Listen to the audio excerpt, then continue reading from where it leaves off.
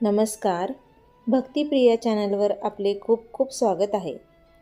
हिंदू धर्मात अमावस्या खूप महत्त्वाची मानली जाते.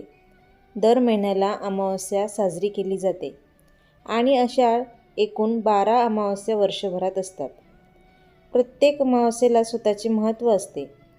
तर यंदाची अमावस्या ही आषाढ महिन्यातील कृष्ण पक्षातील अमावस्या तिथी 5 जुलै म्हणजेच आजपासून सकाळी 4:57 सुरू झालेली आहे आणि ती उद्या म्हणजेच दुसऱ्या दिवशी 6 जुलै रोजी 4:26 समाप्त होणार आहे.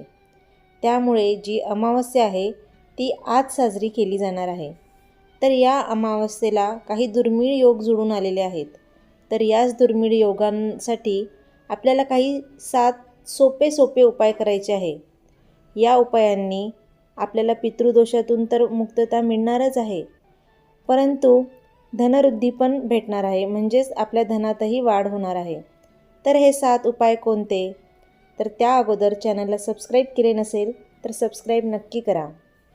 ज्येष्ठ अमावस्येच्या दिवशी सकाळी लवकर उठून आंघोळ करावी. तुम्हाला शक्य असेल तर गंगा स्नान करावे. गंगा नदीत डुबकी शक्य नसेल तर घरी आंघोळीच्या पाण्यात गंगाजलाचे काही थेंब टाकून स्नान करावे. नंतर पितरांसाठी काही दान करावे. असे केल्याने पूर्वज आपल्यावर प्रसन्न होतात आणि आपल्याला आनंदी राहण्याचा आशीर्वाद देतात. ज्येष्ठ अमावस्येच्या दिवशी स्नान करून पिंपळाच्या झाडाची पूजा करावी. पिंपळाच्या झाडाला कलशातून पाणी, दूध आणि साखर अर्पण करावे. असे केल्याने तुमच्या कुंडलीतील दोषाचा प्रतिकूल प्रभाव कमी होण्यास मदत मिळू शकते.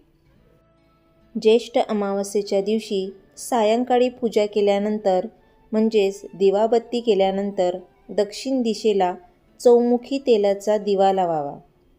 यासोबतच गोमातेला अन्नदान करावे. असे केल्याने आपले पूर्वज प्रसन्न होतात. जर एखाद्या व्यक्तीच्या कुंडलीत पितृदोष असेल तर अमावस्येच्या दिवशी पिंपळाच्या झाडाचे रोप लावावे आणि दूधयुक्त पाणी अर्पण करावे. म्हणजेच पाण्यात थोडेसे दूध मिसळून ते पाणी अर्पण करावे. शक्य असेल तर प्रत्येक अमावस्येला या पिंपळाच्या झाडाखाली मोहरीच्या तेलाचा दिवा लावावा. असे केल्याने तुमच्या जीवनातील सर्व समस्येतून बाहेर पडण्याचा मार्ग सापडू शकतो. ज्येष्ठ अमावस्येच्या दिवशी परिचितांना म्हणजेच आपल्या ओळखीच्या लोकांना घरी बोलावून काहीतरी खाऊ घालायचे आहे आणि पितरांना प्रिय असलेल्या वस्तू दान करायच्या आहेत.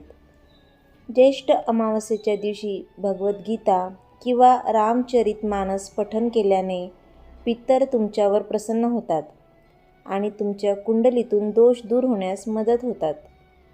या दिवशी पिठाचे गोळे करून माशांना खायला द्यायचे आहेत. यासोबतच घराच्या ईशान्य दिशेला गाईच्या तुपाचा दिवा लावायचा आहे. असे केल्याने धनवृद्धीचे म्हणजेच धनवाढीचे योग जुळून येतात. अमावस्येच्या दिवशी तुम्हाला शक्य होतील तेवढे जास्तीत जास्त उपाय करा. व्हिडिओ आवडल्यास शेअर करा, लाईक करा आणि चॅनलला सबस्क्राईब नक्की करा.